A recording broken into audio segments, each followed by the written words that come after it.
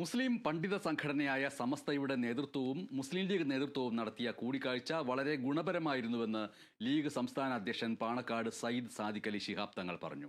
കാര്യങ്ങൾ ഇനിയും കൈവിട്ടു പോകാൻ അനുവദിച്ചുകൂടാ എന്നതാണ് സമസ്ത അടക്കം എല്ലാ സംഘടനകളുടെയും നിലപാട്. പ്രശ്നം കൂടുതൽ രൂക്ഷമാകാതിരിക്കാൻ ഉടൻ പരിഹാരമുണ്ടാക്കും. മാർച്ച് 1 ചേരുന്ന യോഗത്തിൽ ഇക്കാര്യത്തിൽ അന്തിമ തീരുമാനമുണ്ടാകുമെന്നും പാണക്കാട് സാദിഖ് അലി ശിഹാബ് തങ്ങൾ പറഞ്ഞു. കാഴ്ച വളരെ പോസിറ്റീവാണ്, വളരെ പ്രതീക്ഷാ നിർഭരമാണ്. കാരണം കാര്യങ്ങളൊക്കെ എല്ലാവർക്കും അറിയാവുന്നതാണല്ലോ.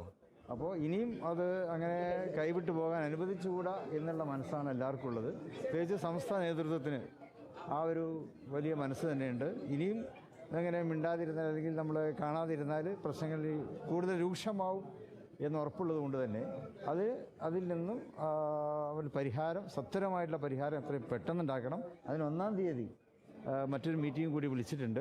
എല്ലാവരെയും കൂട്ടിച്ചേർത്തുകൊണ്ടുള്ള ഒരു മീറ്റിംഗ് ആയിരിക്കും അത്. അതിൽ അന്ന് അന്തിമമായിട്ടുള്ളൊരു തീരുമാനം അന്നുണ്ടാകും. അതോടുകൂടി എല്ലാ പ്രശ്നങ്ങളും പരിഹരിക്കപ്പെടും എന്ന് തന്നെയാണ് എല്ലാവരുടെയും വിശ്വാസം.